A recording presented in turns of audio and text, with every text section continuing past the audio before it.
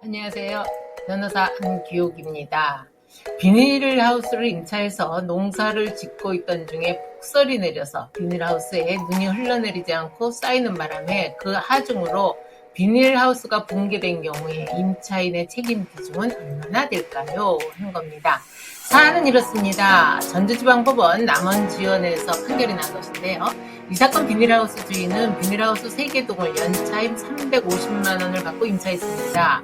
그런데 12월 한겨울에 순창군 일대 폭설이 내리는 바람에 비닐하우스가 눈의 하중을 견디지 못하고 그만 붕괴되어 버렸습니다. 이 사안에서 우선 비닐하우스 임차인은 손해배상의 책임이 있는가에 대해서 먼저 보면은요.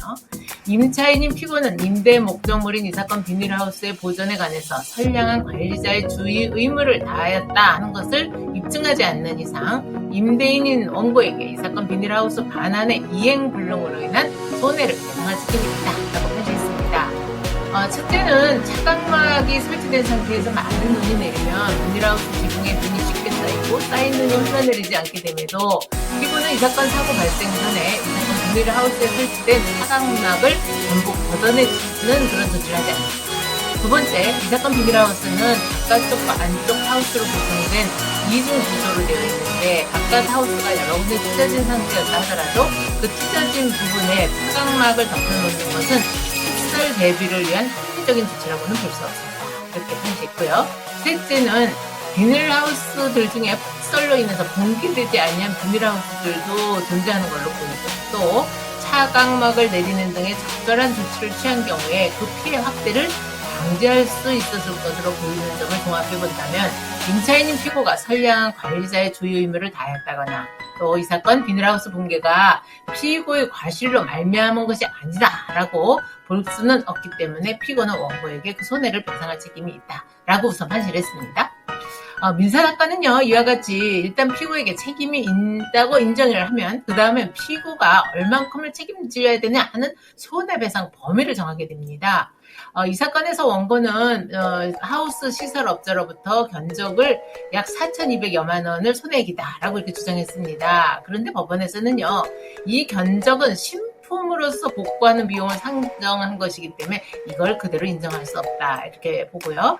당사자들의 주장에 의하더라도 이 사건 비닐하우스의 경과 연수는 원고는 10년 정도다라고 하고 피고는 20년 이상이다라고 주장을 하는데 원고가 주장하고 있는 위 식품으로서의 회복을 기준으로 한 원상회복 비용은 이 사건 비닐하우스의 교환 가치를 상회할 가능성이 작지 않다 이렇게 봤습니다.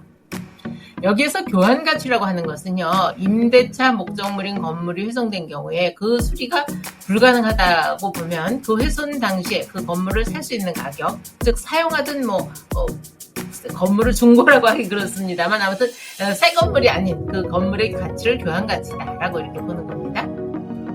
여기서 원고가 주장하는 견적 금액 4,200여만 원은 이런 이 사건 비닐하우스 신품 가격으로 볼 수 있는데 이 사건 임대차 계약 체결 당시인 2000년을 기준으로 볼 때 피고는 최소한 이 사건 비닐하우스를 5년 이상 사용할 수 있었다라고 판단했다는 것이기 때문에 이 비닐하우스의 내용 연수를 50%, 반감률을 50%, 그리고 이 사건 비닐하우스가 붕괴될 당시에 경관 연수를 5년으로 본다면 반감률을 약 75%. 그러니까 5% 곱하기 15년으로 산정한 거죠. 그래서 이 사건 사고 당시에 비닐하우스의 교환 가치는 약 1,000여만 원. 그러니까 4,200만 원에서 그 75%를 뺀 것으로 이제 본 거죠. 이렇게 해서 손해배상 책임의 범위가 정해지면 그 다음은 이렇게 이 사건과 같이 자연재해 등으로 인한 사고라든가 혹은 원고의 과실 등이 경합한 경우에는 손해 공평한 분담이라고 하는 견지에서 피고의 책임을 제한하게 됩니다. 여기에서도 비닐하우스 붕괴 당시에 폭설의 양이 이례적이었고 이 사건 비닐하우스 외에도 순창군 일대 많은 비닐하우스가 붕괴되었을 뿐만 아니고 비닐하우스는 그 구조상 폭설에 취약할 수밖에 없고 또 피고도 이 사건 비닐하우스 붕괴로 인해 상당한 경제적 손실을 보인 것으로 보인다라는 것을 고려해서 피고의 책임을 70%로 제한을 했습니다. 여기에다가 원고가 순창군으로부터 이 사건 비닐하우스 붕괴에 따른 시설 보상금 명목으로 650만 원을 재복구 비용으로 지급받았어요. 그래서 이것은 이 붕괴에 따라 얻은 경제적 이익이기 때문에 이것을 피고가 지불할 손해액에서 공제하는 것이 형평의 이념상 타당하다라고 봐서 피고는 원고에게 87만 2,132원을 지급하라 라고 하는 판시를 했습니다.